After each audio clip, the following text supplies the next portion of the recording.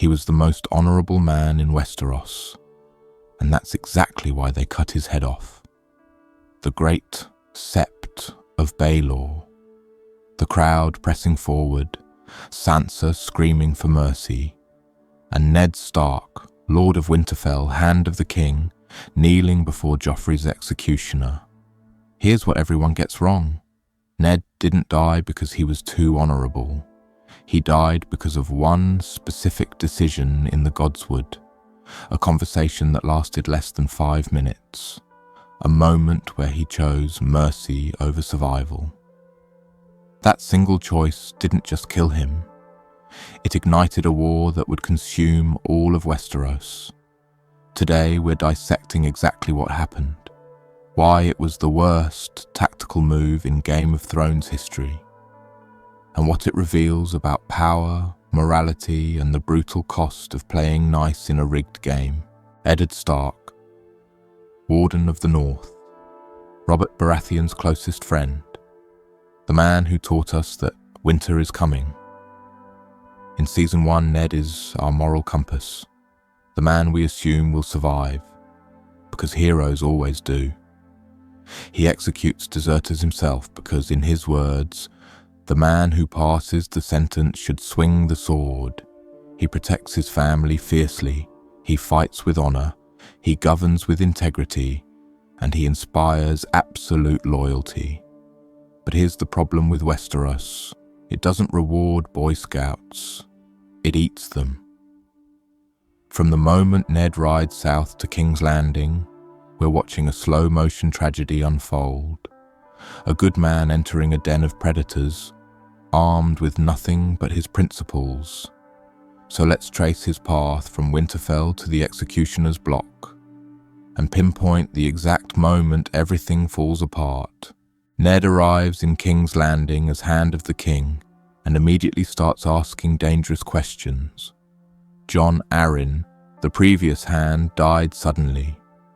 His last words were simple and chilling. The seed is strong. Ned follows the trail. He studies the lineage books. He interviews Robert's bastards. And slowly, the truth becomes impossible to ignore. All of Robert's children have black hair. All of Cersei's are blonde. The conclusion is devastating. Joffrey, Myrcella, and Tommen are not Robert's children. They are the product of incest between Cersei and Jaime Lannister. This isn't gossip. This is treason. This is a constitutional crisis. The entire royal succession is a lie. And Ned Stark now holds the most dangerous secret in Westeros. So what does he do with it? This is where many people think Ned makes his mistake. By investigating at all. By telling Cersei. By trusting Littlefinger. But the truth runs deeper, because Ned's fatal error isn't any of those things on their own. It's something more fundamental, something about how he understands the world. Cersei Lannister stands before Ned, defiant, dangerous. Ned confronts her. Your children are abominations born of incest. When Robert returns from his hunt, I'm telling him everything. And then, the moment that seals his fate, I'm giving you a chance. Take your children and flee. Go as far from Robert as you can. Disappear.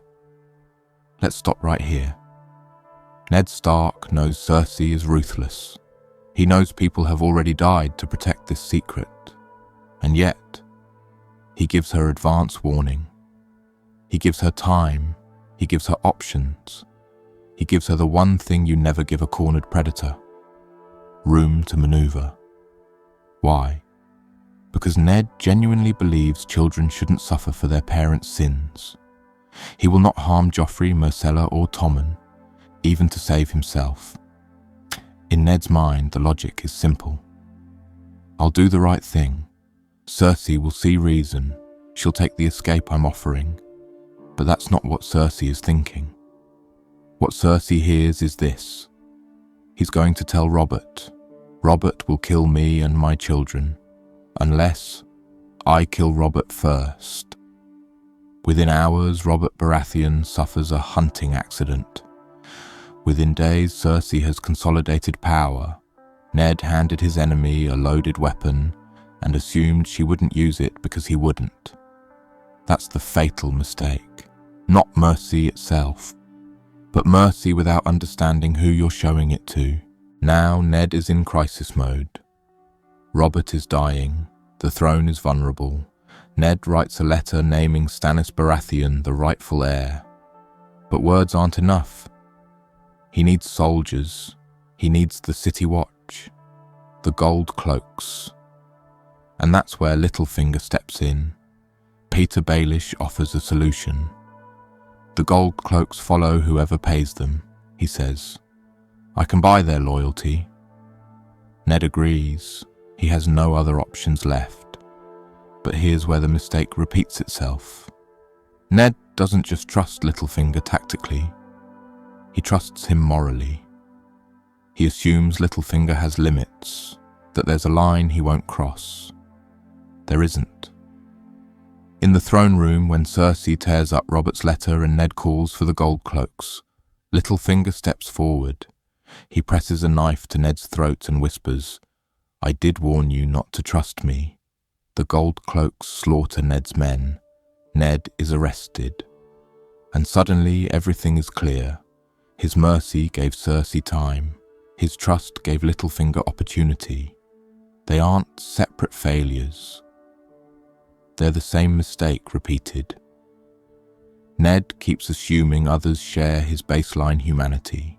So what's the lesson here? Not, don't be good, but understand the game you're actually playing. Ned thought he was in a story where justice prevails. He was actually in a story about power consolidating. Think about it in modern terms. You discover your boss is embezzling money. You have proof. Instead of going to the authorities, you confront them privately and give them time to resign. What happens? They destroy evidence, build alliances, and frame you as the problem. That's Ned and Cersei. Or imagine exposing corruption, but first warning the person who benefits most from keeping things the same. That's Ned and Littlefinger. Ned's tragedy isn't that honor is weakness. It's that honor without tactical awareness is suicide. Compare him to Tyrion, decent but always cautious. Or Varys, serving the realm through secrets and manipulation. Ned had options. He could have arrested Cersei immediately, secured the children under guard, gone to Stannis first and built a coalition. But all of those choices required thinking like a player. And Ned Stark never saw himself as a player. He saw himself as the one who enforces the rules. In Westeros, that isn't nobility. It's naivety. Ned's execution doesn't just end one man's story.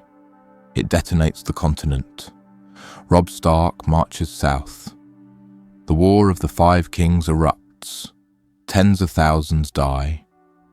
And here's the cruel irony.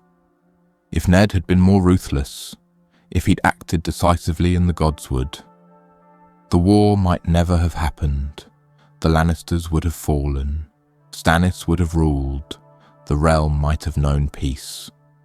Ned's mercy, meant to protect children, led to thousands of children dying in the war that followed.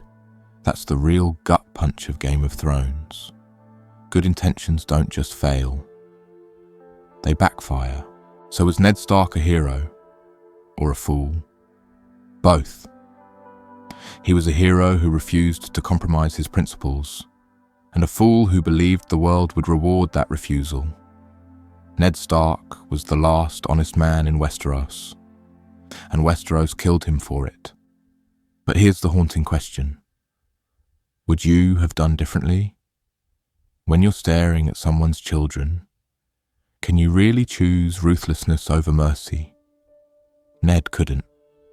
And maybe that isn't weakness. Maybe it's just being human in a world that punishes humanity. The real question Game of Thrones asks isn't, should you be good? It's this.